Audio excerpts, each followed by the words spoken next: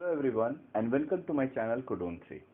Last class में हम लोगों ने जैसा डिस्कस किया हुआ था कि किसी भी फैटी एसिड के ऑक्सीडेशन के लिए सबसे पहले उसको माइटोकॉन्ड्रिया में ट्रांसफर होना होता है, क्योंकि माइटोकॉन्ड्रिया ही हर वो एंजाइम कंटेनिंग ऑर्गेनेल होते हैं जिससे बीटा ऑक्सीडेशन हो रहा होता है। यानी कि अगर आपको लिपिड से ब्रेक डाउन करके एनर्जी बनाना है तो पहले उसको माइटोकॉन्ड्रिया में ट्रांसफर करना पड़ता है, दोनों मेम्ब्रेन को क्रॉस करना पड़ता है। जब वो माइटोकॉन्ड्रिया के अंदर में आते हैं तब बीटा ऑक्सीडेशन स्टार्ट होता है। तो लास्ट क्लास में हम लोगों ने transport of fatty acid inside the mitochondria, जिसमें हम लोगों ने पढ़ा था कि हम लोग फैटी एसिड को चार्ज करते हैं। या अभी डिस्कशन स्टार्ट करने के पहले हम लोग अगले स्लाइड पे चले तो ज्यादा बेहतर होगा, क्योंकि अगले स्लाइड पे पिछले क्लास का थोड़ा सा रिवीजन वाला पार्ट भी हम लोगों ने इंक्लूड किया हुआ है। नाउ जैसा कि आप यहाँ पे देख सकते हैं कि लास्ट क्लास में हम लोगों ने डिस्कस किया हुआ था कि जो भी फैटी एसिड होते हैं पहले हम लोग उसको एक्टिवेट करते हैं। एक्टिवेशन में क्या होता है कि 1 मोल ऑफ एटीपी यूज होता है। जो यहाँ ध्यान रखिएगा, एटीपी जो है वो एडीपी में कन्वर्ट नहीं हो रहा है, एएमपी में कन्वर्ट हो रहा है।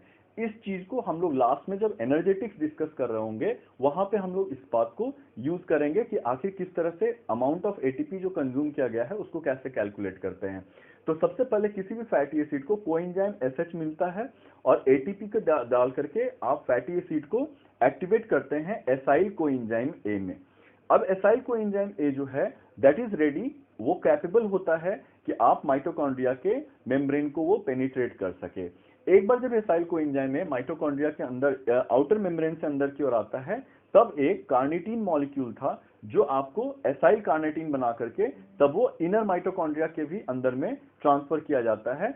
अब वहां से जाकर के एसाइल कार्निटीन जो था वो वापस से एसाइल कोएंजाइम ए में कन्वर्ट कर जाता है और कार्निटीन का ट्रांसपोर्ट कर दिया जाता था। ये हम लास्ट वीडियो में हम लोग डिस्कस कर चुके हैं। आज का जो डिस्कशन है वो माइटोकॉन्ड्रिया के अंदर वाले पार्ट को लेकर के डिस्कस करेंगे, जहां पे जो एसाइल कोएंजाइम है ये वाला एसाइल कोएंजाइम को उठा करके हम लोग उसके ब्रेक डाउन करना शुरू करेंगे। बिफोर स्टार्ट करें हम लोग अगले स्लाइड पे जाकर के इसी टॉपिक को और अच्छे से स्टार्ट करें, मैं एक बात आपको बता देता हूं कि एसाइल कोएंजाइम ए एक जनरल टर्म में एक्टिवेटेड फैटी एसिड्स का नाम लिया जाता है जिसमें नंबर ऑफ कार्बन्स मेंशन नहीं किया जाता है। आप किसी भी फैटी एसिड को एक्टिवेटेड कंडीशन में एसाइल कोएंजाइम में बोल सकते हैं, जिसका एक कॉमन स्ट्रक्चर है RCH2CH2 COOS, यानी कोएंजाइम ए एसएच जो है वो लास्ट में एसएच नहीं एस जुड़ा हुआ होता है।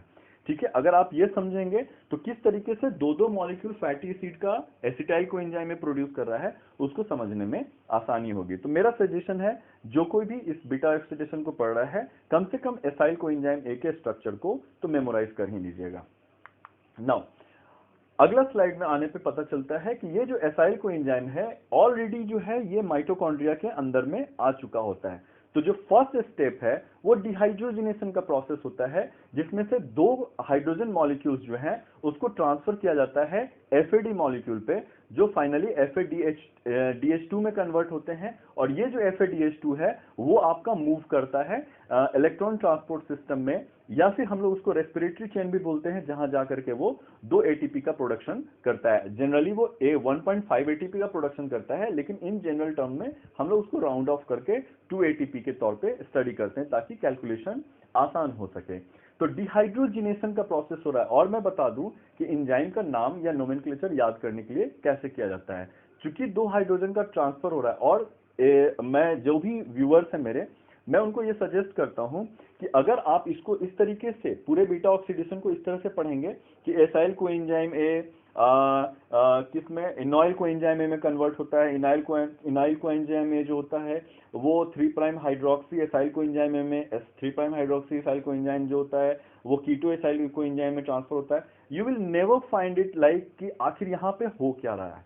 तो बीटा ऑक्सीडेशन या बायोकेमिस्ट्री के किसी भी स्टेप को मैं ये पर्सनली सजेस्ट करता हूं, क्योंकि मेरे टीचर ने मेरे को बोला था, इसलिए मैं आपको बता रहा हूं कि बायोकेमिस्ट्री के किसी भी स्टेप को आप स्ट्रक्चर वाइज फॉलो किया कीजिए, ताकि आपको पता चल सके कि अगर डिहाइड्रोजिनेशन हो रहा है और 2 हाइड्रोजन को रिमूव करना है तो कौन सा कार्बन मॉलिक्यूल है जहां से 2 हाइड्रोजन रिमूव हो रहे होते हैं। इस केस में जहां एसाइल कोएंजाइम ए है वहां पे सेकेंड नंबर कार्बन और थर्ड नंबर कार्बन से एक एक हाइड्रोजन मॉलिक्यूल आपको रिमूव होते हुए दिखाई देगा, जिसको मैंने येलो कलर से मार्क करके रखा हुआ है।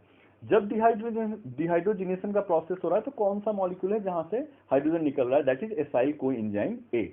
तो एंजाइम का नाम क्या हो जाएगा, एसाइल कोएंजाइम है डिहाइड्रोजिनेज।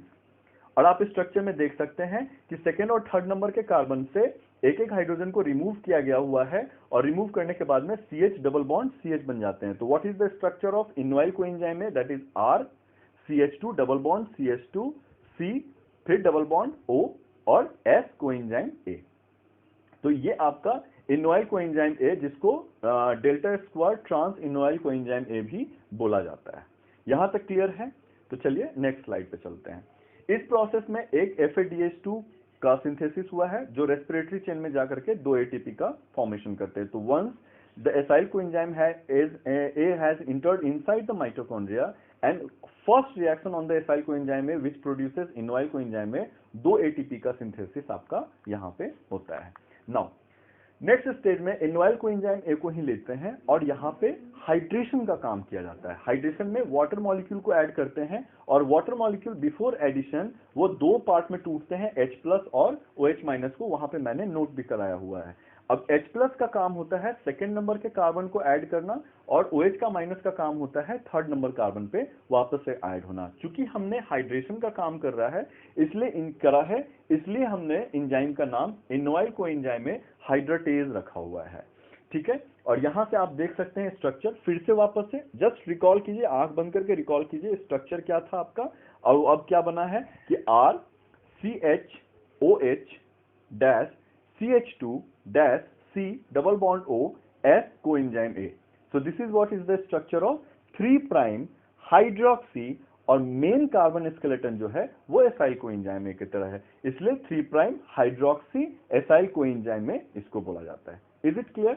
इस प्रोसेस में किसी भी तरह का एनर्जी लिबरेशन या प्रोडक्शन नहीं होता है। फिर हम लोग आते हैं अगले स्टेज में, फिर यहां से उठा करके अगले स्टेज में ऊपर लेके गए कि 3' हाइड्रोक्सी एसाइल कोएंजाइम ए को लिया और अब फिर यहां पे डिहाइड्रोजिनेशन का प्रोसेस है। जैसा आपको बताया डिहाइड्रोजिनेशन में फिर से 2 हाइड्रोजन निकलेगा, लेकिन इस बार सेकेंड और थर्ड नंबर कार्बन से नहीं निकलेगा, सिर्फ थर्ड नंबर कार्बन से निकलता है। तो यहां पे C डबल बॉन्ड O होगा, क्यों यह अभी आपको बताएंगे। यहां पे एक कीटोनिक कार्बन को डेवलप करने की जरूरत है ताकि इसके बाद एक एसिटाइल कोएंजाइम ए का स्ट्रक्चर आपको मिलता है। और जैसे ही आप एसिटाइल कोएंजाइम ए को निकालिएगा और कोएंजाइम ASH को अगर आप ऐड करेंगे तो ऑटोमेटिकली रिमेनिंग बॉडी जो होता है वो एसिटाइल कोएंजाइम ए की तरह डेवलप करने लगेगा। ठीक है, अभी क्या कर रहे हैं हम लोग कि थर्ड नंबर कार्बन से 2 हाइड्रोजन को बाहर निकालते हैं। 2 हाइड्रोजन को बाहर निकालने के बाद में क्या हो जाता है, that converted into 3' keto, hydroxy था अब 3' कीटो एसाइल कोएंजाइम ए।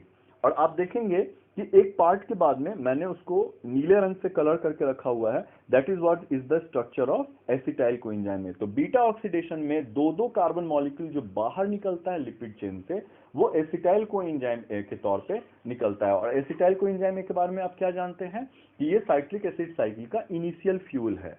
तो साइक्लिक एसिड साइकिल में एक एसिटाइल कोएंजाइम ए से लगभग 10 ATP का प्रोडक्शन हो रहा होता है एक साइकिल कंप्लीट करने पे। तो हम क्या कर रहे हैं, 2 एसिटाइल कोएंजाइम ए को बाहर निकालने का काम करते हैं। तो 3 कीटो एसाइल कोएंजाइम ए तक समझ में आया। और इस प्रोसेस में एक NADH+H+ का सिंथेसिस होता है जो अल्टीमेटली फिर रेस्पिरेटरी चेन में जाकर के वापस से ATP के प्रोडक्शन करने का काम करते हैं। This is the last step जहां पे कोएंजाइम ASH वापस से आकर के ऐड करते हैं और हम थायो ग्रुप SH को ऐड कर रहे हैं, इसलिए thiolase is the name of enzyme.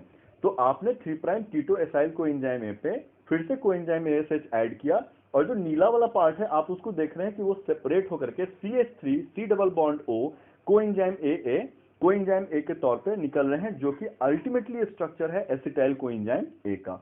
और ये जो SH है वो वापस से आकर रिमेनिंग एसाइल ग्रुप जो होता है उसके साथ अटैच कर जाता है जिसको एसाइल कोएंजाइम ए है। और ये जो 5th स्टेज है ये वापस से जाकर के फर्स्ट स्टेज में बीटा ऑक्सीडेशन को फिर से स्टार्ट करता है। यानी अगर हमारे पास में, मैंने आगे एग्जांपल दिया इसलिए मैं 14 की बात कर रहा हूं कि अगर हमारे पास 14 कार्बन का कोई फैटी एसिड है तो 14 से स्टार्ट होते होते ये 12 और वहां से 2 बाहर निकल चुका हुआ है। तो ये 12 वापस से जाता है बीटा ऑक्सीडेशन में, फिर 2 निकलेगा 10 बचेगा, फिर ऊपर गया 8 बचेगा, 6 बचेगा, 4 बचेगा। 4 के बाद जब लास्ट में आता है तब जो 2 बचेंगे, तो ये जो सेकंड 2 पार्ट निकल रहा है that will be the acetyl coenzyme में, और ये दोबारा से आपके बीटा ऑक्सीडेशन में नहीं जाते हैं। ये बात डिस्कस करने की क्या जरूरत है कि अगर आप जितने भी नंबर ऑफ कार्बन, अगर हम even number of fatty acid की बात करते हैं तो उसमें उसका फॉर्मूला होता है कि कितना साइकिल बीटा ऑक्सीडेशन का चलेगा, तो total number of carbon -2 divided by 2, यानी कि अगर 16 नंबर है, 16 कार्बन नंबर है, तो 16 - 2 दैट इज 14 और डिवाइडेड बाय 2 इक्वल टू 7, यानी 16 कार्बन मॉलिक्यूल का अगर कोई फैटी एसिड का बीटा ऑक्सीडेशन हो रहा है तो उसमें सिर्फ 7 ही साइकिल आपके बीटा ऑक्सीडेशन के चलेंगे। ये 7 साइकिल का क्या फायदा है, हर साइकिल में जो net amount of ATP produce हो रहा होता है that will be multiplied by the 7 cycles. और टोटल एसिटाइल कोएंजाइम में कितना प्रोड्यूस हुआ है, तो total number of carbon divided by 2 that is equal to 6 से अगर आप डिवाइड करते हो 2 को 2 से डिवाइड करते हो 16 को, तो यू विल गेट 8। तो यानी आपको टोटल 8 एसिटाइल कोएंजाइम ए होगा जो अल्टीमेटली साइट्रिक एसिड साइकिल में इंटर करेगा। This is the last slide which has been discussed with the energetics of beta oxidation. इसमें क्या है कि पहले स्टेप में एक FADS2 का सिंथेसिस हुआ था, 2 ATP, कोई दिक्कत नहीं है।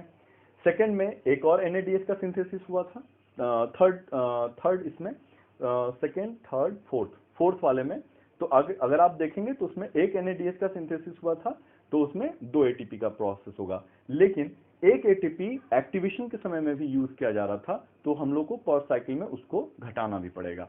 Now the total amount of ATP that has been produced by the one cycle is 4 ATP, और टोटल साइकिल कितना चला है, 16 - 2 divided by 2 that is equal to 14 by 2 equal to 7।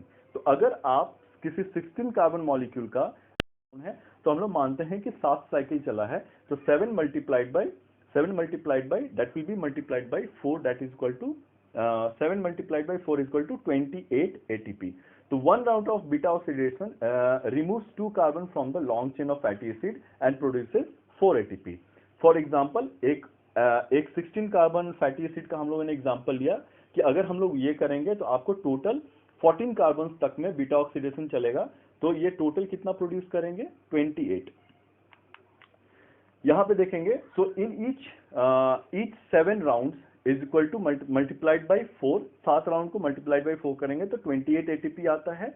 8 acetyl coenzyme है और हर साइकिल में 10 एटीपी प्रोड्यूस हो रहा है साइट्रिक एसिड साइकिल से, तो उससे टोटल 80 एटीपी प्रोड्यूस होता है। लेकिन जब आप दोनों को जोड़ते हैं तो 108 एटीपी है, और यहाँ 2 एटीपी जो है वो आपका लॉस हुआ है, क्योंकि आपका एटीपी एक्टिवेशन के समय में एडीपी में नहीं होकर के एएमपी में कन्वर्ट होता है, और एक एएमपी का सिंथेसिस एटीपी से हम लोग उसको कंसीडर करते हैं कि 2 एटीपी के लॉस के बराबर होता है। तो टोटल जब हम लोग कैलकुलेट करते हैं तो 108 - 2 एटीपी लिखते हैं, 108 to -2 एटीपी करने के बाद में 106 एटीपी का प्रोडक्शन हुआ है, अगर आप 16 कार्बन के फैटी एसिड से स्टार्ट कर रहे होते हैं तो। और यहाँ पे जो भी आपका एक एटीपी है वो लगभग 51.6 किलो जूल्स के आसपास का एनर्जी प्रोड्यूस करता है। Then you can easily multiply 106 ATP multiplied by 51.6 kilo joules को।